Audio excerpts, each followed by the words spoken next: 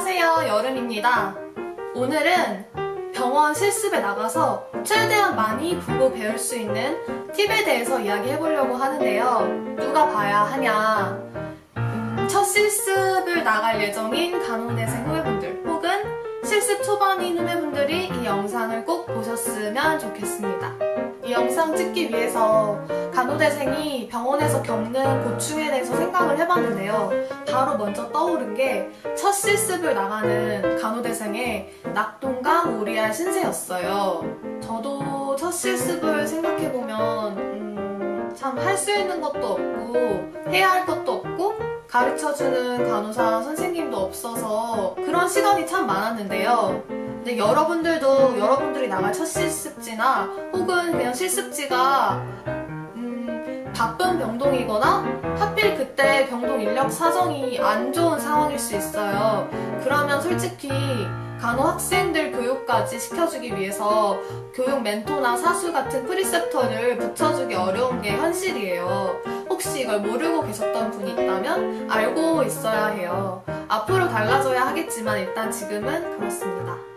그렇다고 병풍처럼 스테이션에 가만히 서 있을 수는 없잖아요? 가만히 서 있는 것보단 많은 사람들이 간호사 선생님 한 명을 따라다니면서 옵저베이션 하는 게 더 낫다고 말하고 있어요. 그래서 오늘 영상에서는 여러 가지 실습 팁이 있겠지만 어떤 선생님을 대체 따라다니면서 옵저베이션 해야 눈치 없는 행동이 아니면서 나도 최대한 많이 보고 배울 수 있는가에 대해서 이야기해보려고 해요.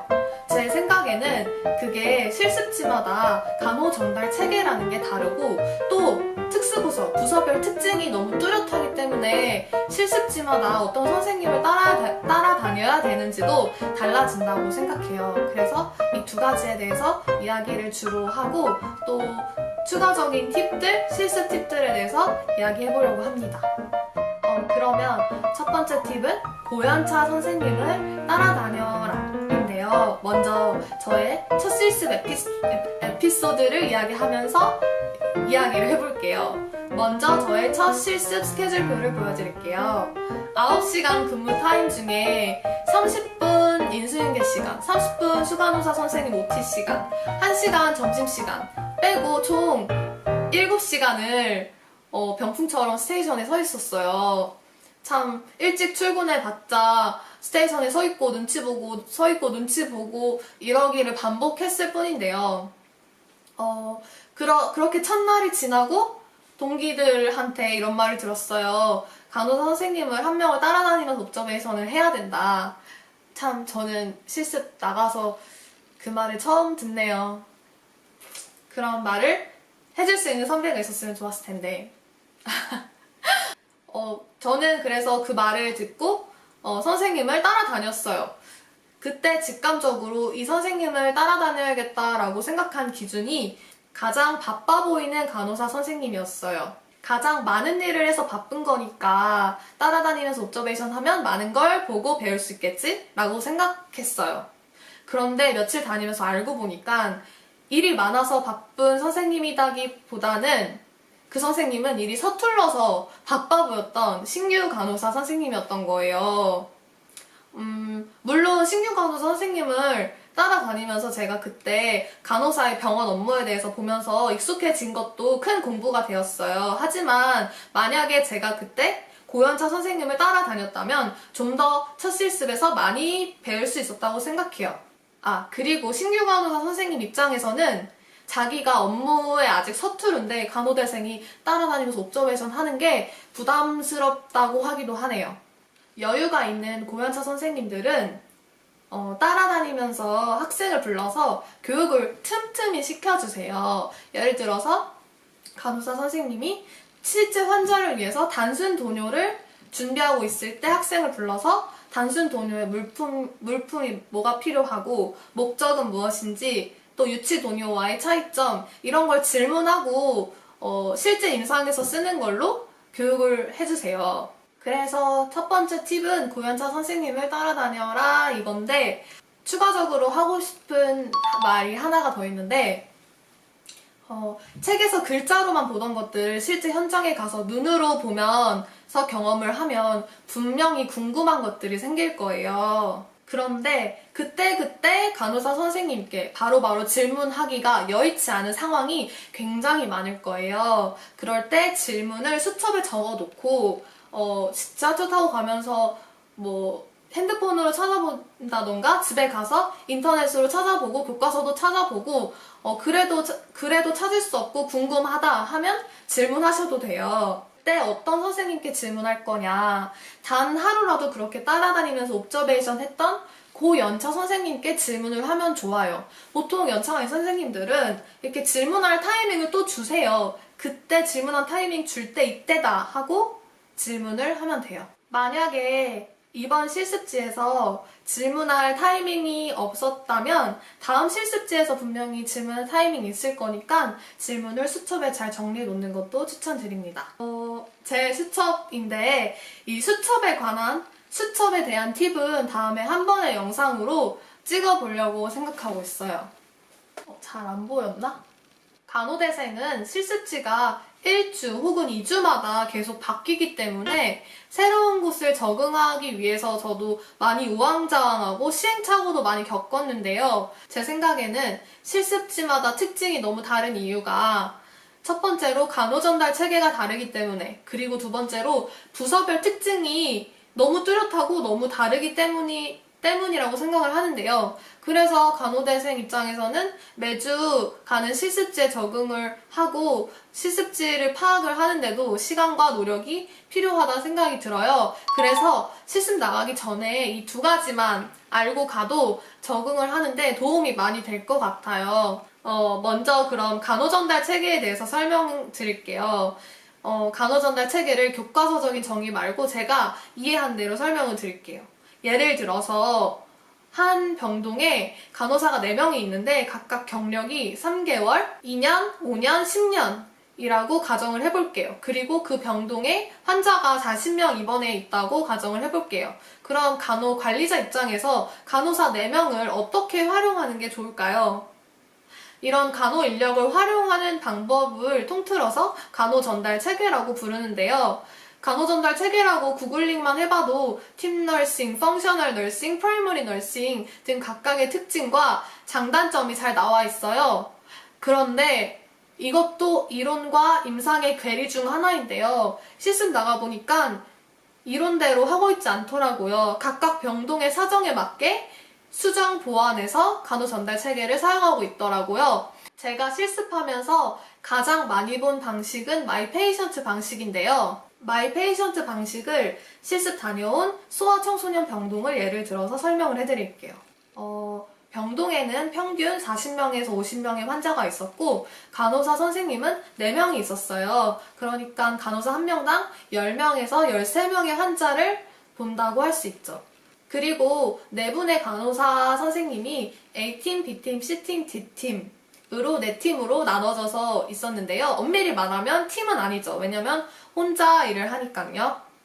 간호사 선생님은 담당 환자에 대해서 간호사가 해야 하는 모든 업무에 대해서 하고 있는 것처럼 보였어요. 직접 간호뿐만 아니라 의사 결정, 그에 대한 책임, 그리고 의사에게 노티하는 것, 간호 기록하는 것, 이런 걸 예로 들 수 있죠. 이런 걸 다 하고 있었어요. 간호사에게 이 사람은 내 담당 환자다라고 하는 개념이 100% 성립을 하는 거죠. 그래서 마이 페이션트 방식으로 불립니다.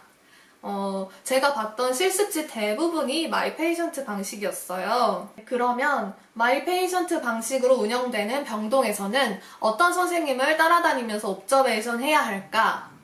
이거에 대해서는 다들 케이스 과제 있으실 거예요. 케이스 과제를 위해서 그 케이스 환자를 담당하는 간호사 선생님을 따라다니는 게 케이스에 도움이 되기 때문에 무난한 방법이라고 생각을 해요.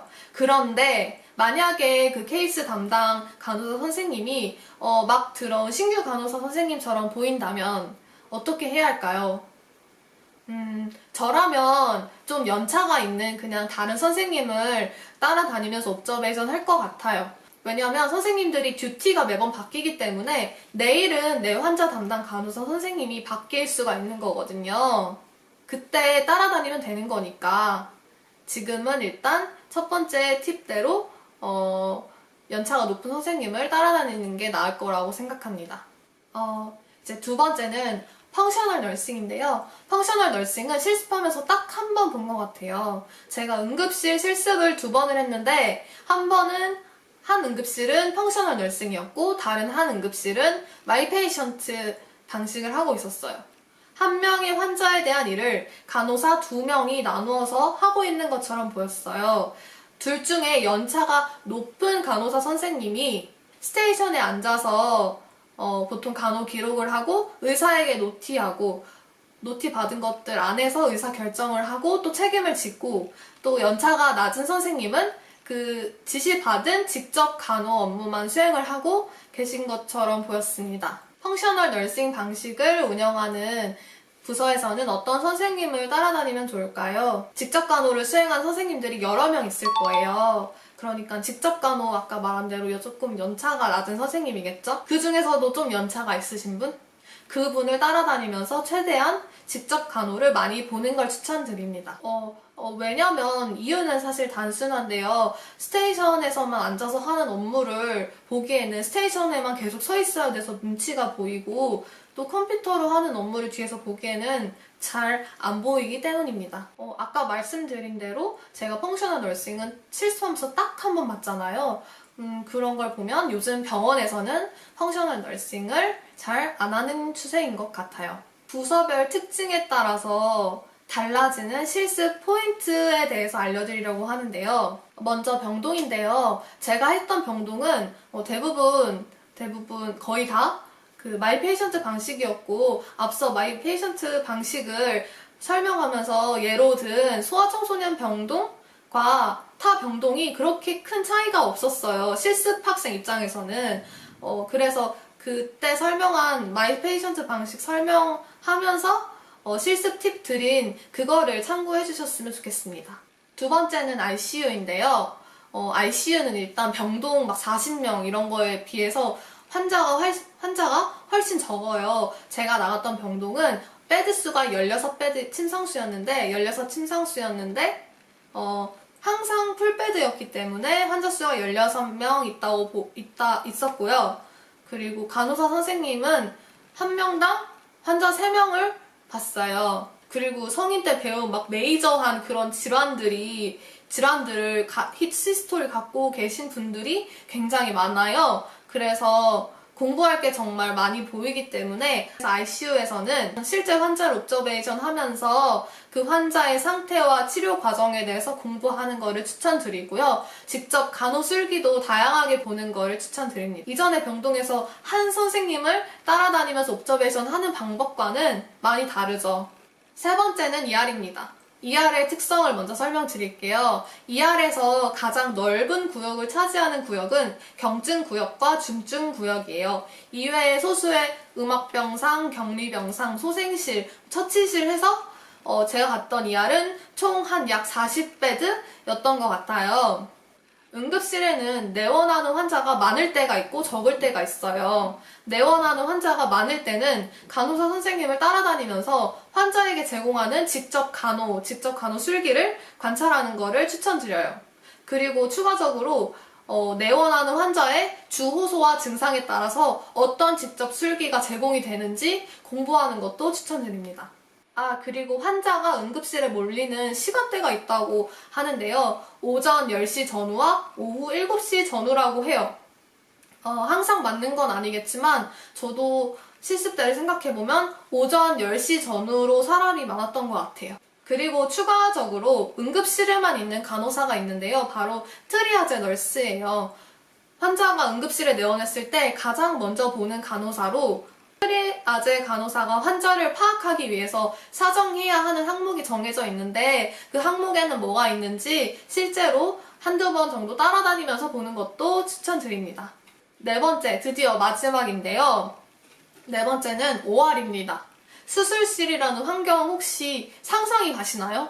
저는 이론을 배울 때 전혀 상상이 안 가서 수술실 간호사 역할 같은 거 배울 때는 이해는 가서 시험 때 암기해서 시험을 보긴 했는데 그 이후로는 그냥 다 까먹은 것 같아요. 수술실이야말로 정말 백문이 불여일견이란 말이 통하는 것 같아요. 실습 나가서 단 한 번의 수술을 보니까 그 내용이, 그 수술실 간호사 역할 내용이 그냥 자연스럽게 알게 되고 이해가 되더라고요.